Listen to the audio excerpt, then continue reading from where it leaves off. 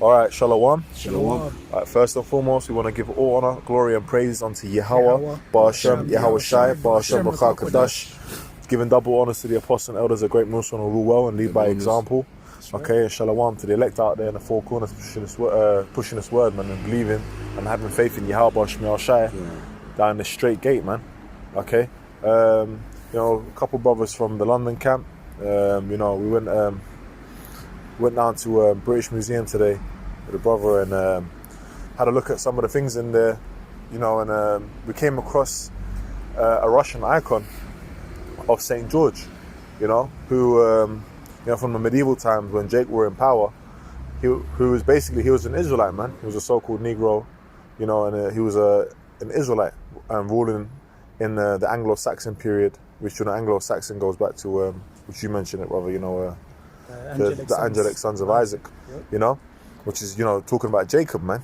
That's that we were ruling all up in the medieval period, and all of our images were up there, the image of the so-called Negro, dark skin complexion, afro, beards, and that's what was all up in Europe. It's like it, bro. And that's what we're going to go into the winning in this quick lesson, because, I'm going to put up the image on the post-production so the brothers can see the images of what we saw, man, because, we were shocked to see this image up there because we were like, oh damn, they just got it out there like that in the British Museum. But the plaque was misleading. There was a liar on there, man. And, so yeah, bro. If we could open up with that scripture, So this is the book of Maccabees, chapter 3. First Maccabees. Maccabees. Yeah. First Maccabees 3 and 48, and it reads, "And laid open the book of the law, wherein the heathen had sought to paint the likeness of their images." Yeah, man. So, hey, one of the key examples of that is what? They got a stringy hair, leprous Messiah, okay, which we know according to Revelation, the first chapter, if we can get that as well. Someone can hold that. Yeah. We know that Revelation, the first chapter, gives an account of what our Lord looked like, what the Messiah looked like, which he looked like a so-called Negro, okay, he was from the tribe of Judah, and he was an Israelite, man, okay, but now the heathen, they sought to paint their likeness, man. Okay, and that's what they've done. And one of the examples of St. George's, that you got all these English people going around saying, yeah, English, mate. Yeah. St. George, flag and all that. Well, all that dragon slaying and all that. Well, that image, if you see that image in the British Museum, which we'll put up on the post-production, you can clearly see the guys going afro and dark complexion, man. Yeah, that's right. But is that finished on that? Yeah. Yeah, let's get the Lord first. It's Revelation 1:13, and in the midst of the seven candlesticks represents the seven churches in Asia Minor, one like unto the Son of Man, right, clothed with a garment down to the foot, right, much like the garments that we wear, right. It says, and girt about the paps with the golden girdle, right, because it was a man of war, right. It says his head and his hairs were white like wool. Right? Yeah, which is the first sign. Yeah. Just be speaking. Yeah, so woolly hair, man. The Lord had white woolly hair. He had greyed hair, and it was almost white. And basically, he would what? It was woolly. In texture, which is what, like Afro texture, man. Yeah, like cool lamb's wool. Yeah. And the Lord was that lamb. And his people, known as the Judites. So they referred to them, as having like woolly-like textured hair, because it's the same texture you would see on that of a sheep or a lamb. That's right. That's right. Yep. Brother, speak up. Yeah. It says, were like wool, as white as snow, and his eyes were as a flame of fire. Right, it says, and his feet like unto fine brass, as if they burned in a furnace, and his voice as the sound of many waters. And he had in his right hand 7 stars. Yeah, let's. It says what? Can you read that again, bro, about the furnace? Yep, and his feet like unto fine brass. Yeah, so when you look into the Greek there in that word, it actually goes into the word bronze. Yep. And bronze is brown in color. Right, now keep going, bro. Yep. It says, and you can have liqueured bronze, which you get like brass. Yep. Okay, which is like a golden color. Yeah, lacquered. Yeah. And you can also get burnished bronze, which is something like you put in the furnace and you burnish it up. Go on, brother. Yep. It says, as if they burned in a furnace, and his voice as the sound. So what? Brass, as if it burns in a furnace. So we know that it's burnished bronze it's talking about. Now if you look at burnished bronze, it's a very dark brown color. Very, very deep, dark brown color, like almost like tree bark you know, Yep. of a dark coloured tree, you know, and that's the skin complexion that the Lord had Yeah. on the description that was given here. Yeah. Right, and the reason why that's important is why? Because it's the truth. It's the record given. John 7:38 Yeah. or 35. You know, it says, if you believe on me, as the scripture have said, out of your belly shall flow rivers of living water, which means the Spirit is going to deal with you and is dealing with you for you to understand that and get that, you know. But that's what these guys are doing. The heathen are doing, man. They're taking the image that has already been described here in the scriptures and they're trying to twist it. Yep. And that the St. George thing was an example of that. If you can hold Psalm 68, brother, sure. Because on the plaque, what did it say? Which you're going to see in the post-production.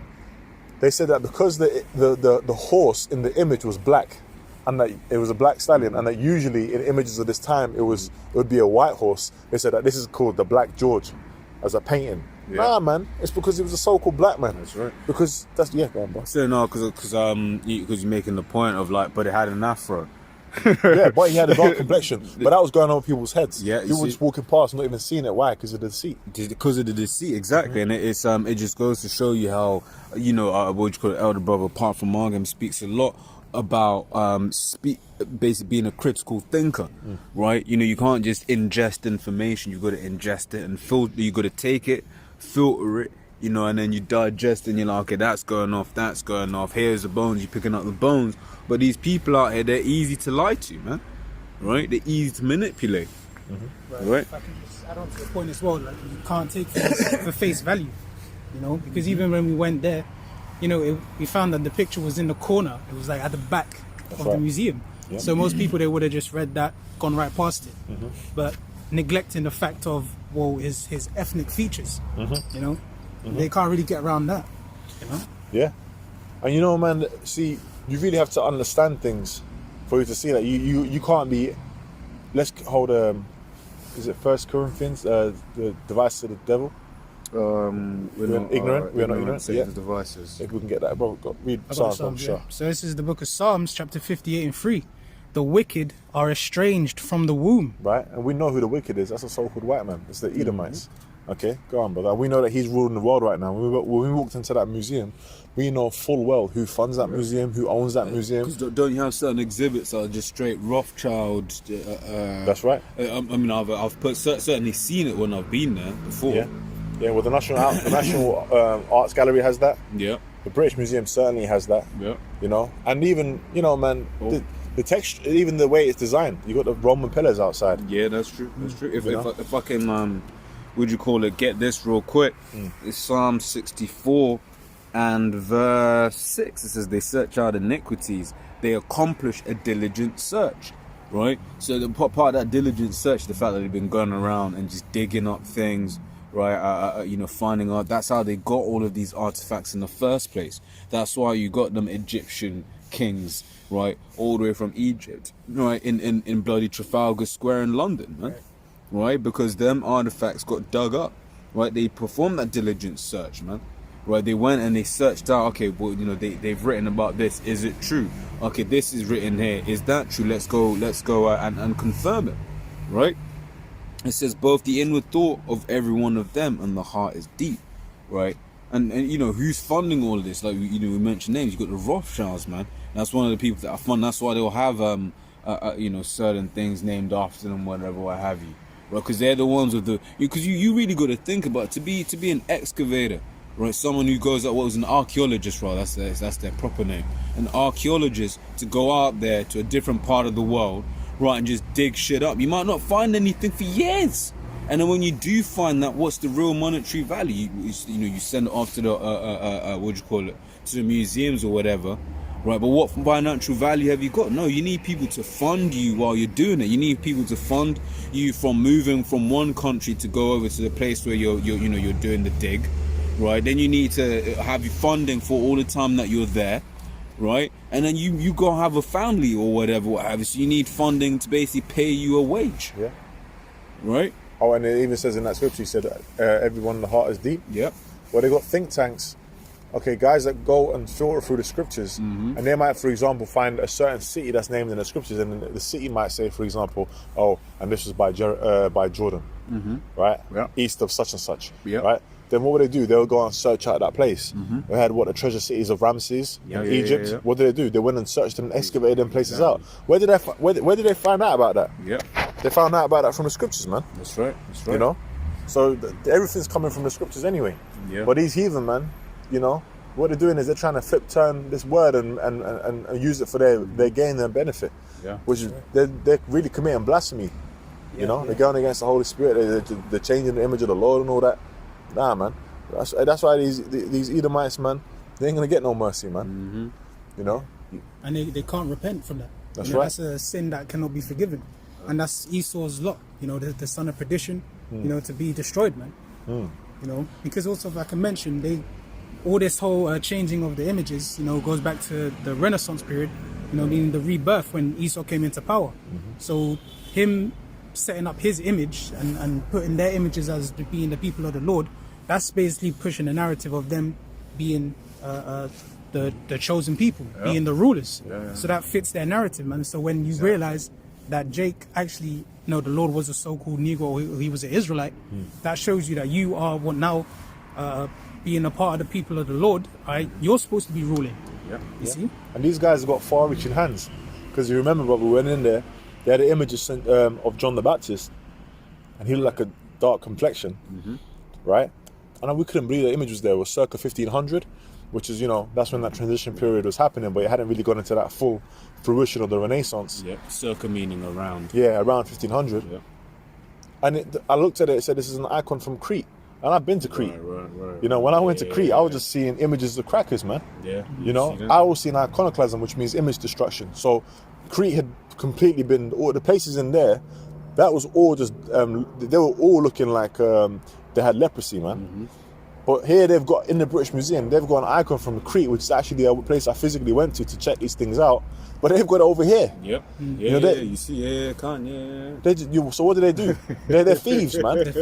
They're thieves, man. Thief cometh not to steal and to kill and to destroy, man. These guys are liars. They're thieves. And you know what, man? They need to pay for that. They need to pay for that. A bit more on this. Back in Psalms 58, and 3, the wicked are estranged from the womb. They go astray as soon as they be born. Hey man, if I can say go astray as soon as they be born, you saw and it was doing the rounds on the internet, man. Prince George, Prince Prince William's young boy, whatever, what have you, when he's trying to mix the mince pies, a man looks like he's practicing stabbing something, man. The way he's stabbing, because he's supposed to be mixing like a bowl of something for a cake or whatever, right? But the way the guy's doing it, you're like, nah. I was like, nah, that's the devil right there. Looking at it, I was like, that's the devil right there. But that's that spirit that's in these Edomites, man. Well, these Edomite kids, they're off from the beginning, man. Right? Son of perdition. And it says they go astray as soon as they be born, speaking lies. Yeah, they were speaking lies, man. That plaque was just there to just deceive the people to stop their ear. That's what it was there to do. And people were just walking past. They can see the image. They're looking at it, but they're not seeing it. And me and his brother went into this room. I had to show him. I said, brother, you got to check this room out. Where, remember, they had now you had a time where Jakes were ruling in the Roman Empire. It's called the Holy Roman Empire, leading into the Byzantium and all that. You had Constantinople, starting with Septimius Severus and certain other Jakes that were coming in power, man.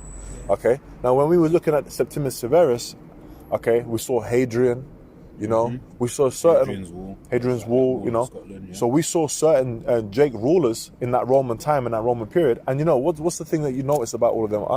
Yeah, their appearance is straight off. You can see one was more of a godly status. Yeah. Keeping like righteous laws. You notice they had beards. They had beards. When it you was saw rough. the Jakes. Yeah. Yeah. It wasn't even all lined up like that. No. You had they had the afros. Yep. Some of them had quite nappy, like quite woolly hair. Woolly hair. It was quite like tight and all that. Even their pose, like their stance. Their pose, their stance. It weren't feeble looking. Even their way they looked was more like solid. Yep. Then in the same section, I said, look, bro, let's check out this other section where you had the Edomite rulers in the Roman Empire. You had Titus. Yep. You had Vespasian. And when we saw them, what did they look like? Clean shaven. Didn't they look like just the average Edomite that you see in your local school? Just looking the kids. Yeah, looking feeble and weak, and That's how they were looking, man. And I was like, hold on a second, ain't people seeing this difference? Well, but that's because this topic of spiritual power has been coming up, right? And this ability to look at a man and be like, nah, you're an Edomite. That is a portion of the spirit, man, right? Because people, when you might try to explain to someone, why you think, like you might say, for instance, Eminem. Not Eminem's a Jake. Or whatever, and I'm like, well, how'd you know? Right, and then that ability, because you yourself, and you can identify, but these people ain't got the spirit to identify who's who. Yeah. Right. Or if I'm gonna say, you mentioned Hadrian. That was the same Hadrian as the one who held Hadrian's Wall, right? Yeah. Okay, cool. You just wanted to double. Yeah, go on, bro. Get that. Yeah. This is the book of Isaiah, chapter 6 and 9, and he said, "Go and tell this people, hear ye indeed, but understand not, and see ye indeed, but perceive not." See, the scriptures talk about there was a covering cast put on the people, man. The scriptures in Isaiah 60 talk about gross darkness that is on this planet right now, right? So what's happening, man? That means that people can see. They ain't blind. There's blind people out there, but people can see. They've got eyes in their sockets. But what's going on? They ain't got the spiritual eyes. That's right. Okay? It's been in darkness. All these guys are walking past the same place, and we were seeing and we were reasoning on it because we had the spiritual eyes to see that the Lord has given us, man. So we were seeing it and we were reasoning on it. There's people walking past, looking at us, trying to figure out, listen to our conversation. Oh, what do they know? Exactly. If I can add, in Corinthians, Paul wrote, how the Most High has chosen the foolish things of the world to confound the wise, because they all probably looking at YouTube brothers, like you're saying, it's like, what do they know? Yeah. let's see what they're talking about. But little do they know, right? That brothers are able to perceive things which they can't even see, right? Because why? The Lord just likes it that way. And we know the history. See, because the British Museum is quite vast. It's a museum. It's got different places of history. And because we've been taught the history, okay, the Lord has given us wisdom and knowledge. Okay, taught us by our apostles and elders. Okay, here at Great Millstone, man. Hey, we knew there were certain rooms. We were going into the room, and it might say, circa this time or that time. Okay, then we know. Okay, around about this time, in the Levant, you really had Canaanites up in there. Okay, we weren't really up in there in them times. Oh, Abraham was in the Chaldees in these times. You have like a rough understanding and an idea of time. Soon as we knew that, okay, AD 330 plus. Okay, now we're looking at Europe. We know that Jake's up in there. What section is Constantinople? Okay, who is this leader? And you might not. The history is vast, so you might not know every single thing, facet, but you know enough of an idea to know which way it flows, because that's in the scriptures. Well, can anyone get that in Revelation? 1,000 years? Oh yeah. I've got a quick one on go on, brother. point. This is 1 John 2 and verse 20. "But ye have an unction from the Holy One, and ye know all things." That's it, man. So the Lord has given an unction for us to know all things, man. Okay, we're getting all up into that wisdom, man. And you know what? Scriptures say that we prophesy in part. So there's certain things we know, and what we do know, we've got 100% truth of what we know. And there's some things that are going to be revealed to us in that time. Because even Moses, man, those things that were said to Moses that was not recorded in the scriptures. The Lord said, look, don't write that down. So there's certain things. I believe Ezra's as well, possibly. So there's certain things that we don't even know, man. There's certain things we don't even know. So we're going to find out that full understanding is going to be given. Okay, that light is going to shine, and it's not going to dim away in the kingdom, man. Yeah, something, bro. So Revelation 20 from the top. And I saw an angel come down from heaven, having the key of the bottomless pit. Right, and the bottomless pit represents Europe, right? Because if you look at it, it's not a resource-rich land, right? And that angel is Septimus Severus, right? Which got from around 193 AD, right? Which is interesting because you had that beast, Septimus Severus, meaning Septimus meaning around the number 7. Cutter of the 7. And Severus meaning to cut, severe, to cut. He was the cutter of the 7, and he was instrumental in the bringing down of the Edomite rule, the pagan rule of the Roman Empire. And it says and a great chain in his hand, right? And that chain represents slavery, right? And it says, and he laid hold on the dragon, right? That old serpent, right? Yeah, it says in laid holes representing the fact that the Israelites put the Edomites in subjection. Around that dragon is the quote pagan Roman Empire, right? That's right. It says that old serpent, right, which is the devil and Satan, and bound him 1,000 years, right, which is the 1,000-year period starting from around about the reign of Constantine the Great, around 325 AD, right? Yes, starting from around 325 AD, right, under which the Edomites were under subjection, man. Right? Yeah. Oh. You got that precept, bro? On the point, or Yeah, so it's 1,000 year. Yeah, let's get to the point on it, on the actual blessing. Yeah, so it's 1,000-year ruling period, man. And Jake, we're all up in Europe, Asia. We're ruling even as the Moors. Yeah. We stumbled into an area a section that's pre-Islamic, and they were talking about all the different they went into astronomy and all that. I was like, man, that was all Jake. Yeah. Moors. Hey, when you look at, you got what Pythagoras' theorem, Right. That basically goes back to they say it goes back to the Babylonians, I think. Right. But who went to the Babylonians? That's right. Abraham was there. The Chaldees, man. The Chaldees. Okay, you got the Egyptians who went to Egypt. Yeah. Abraham and Joseph. Yeah. Who's in the height of the Babylonian Empire? Yeah. Daniel. Yeah. So where were they getting all these wisdoms from? Yeah. Okay, one of the things that these Arabs like to push is, we gave you the different clothing for the seasons. You know, like if you might wear like an evening clothing garment, and like a morning garment, or like a seasonal garment. Yeah. Man, that was Moors. That was Jake's. That was Israelites, man. Right. Yep. Go on, so bro. this is Genesis chapter 27 and 38. And Esau said unto his father, Hast thou but one blessing, my father? Bless me, even me also, O my father. Yep. And Esau lifted up his voice and wept. Yeah. And cried. Yeah. Go on, bro. Just hurt. And Isaac, his father, answered and said unto him, Behold. So she was playing the victim. You know, he knew as he is now. As he is now. He knows full well what he was doing. He's the one that gave that blessing away, man. For the morsel of meat. Go on, brother. Yeah, commonly called crocodile tears. And it says, and Isaac his father answered and said unto him, Behold, thy dwelling shall be the fatness of the earth, and of the dew of heaven from above. Yeah, so they got that fatness, man. Right now they're in that fatness. They got the fatness of the earth. They got all the resources of the earth, man. The earth is given into the hand of the wicked, and he covereth the faces of the judges thereof. So he's one part of that iconoclasm is covering the faces of the true judges. Who? The Israelites, starting with the top judge, man. Yahweh Shemel Shai. You know, go on, brother. And by thy sword shalt thou live, and shalt serve thy brother, and it shall come to pass when thou shalt have the dominion. Which right now he's in his dominion. Okay, keep going, brother. That thou shalt break his yoke from off thy neck. Right, so he broke off the yoke from off his neck when why? When the Renaissance era, when he started to come back into power, man. He broke off that yoke off his neck. You know, you mentioned the chain with Septimus Severus.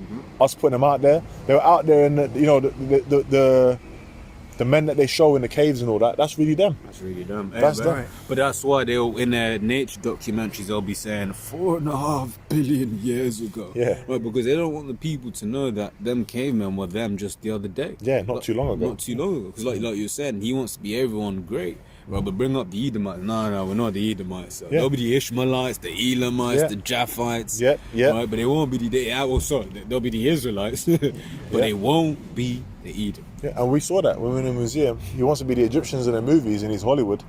But hey, them Egyptians were very, very, very dark skinned. That's right. Yeah. You know? And when you look at them, man, when you just look at their the images and the statues of the pharaohs and all that, I'm like, man, that's just some Eddie Hamite I've seen down the road, man. Putting a ticket on someone's car. Unungbo and all that, man. You know? Yeah, man. You know, and one thing as well I want to mention, you notice about those statues, you know, commonly you'll find the noses all knocked off. Yeah. They've all, you know, desecrated those relics, man. I wonder why. Yeah. It looks nothing like them, the narrative that they push. Yeah. But if you notice as well, a lot of the Edomite busts was still there with the noses. Right. You know, because I noticed that. I mean, hopefully in the images it will come up.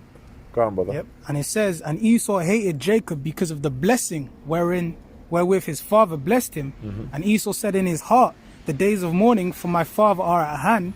Then will I slay my brother Jacob. Yeah, man. So that's what this guy's about. He's really, Psalms 83 tells that. He wants to destroy Israel from being even in remembrance, for it to be even a nation. Yep. He wants to get rid of us, man. Yep. You know, but it's the Spirit of the Lord that's keeping us, you know, and protecting us for that change, for that for the end of Esau's world and the beginning of Jacob that followeth, man. That's right. And you know, there's remnants out there. The truth is out there, man. You just have to seek and you shall find.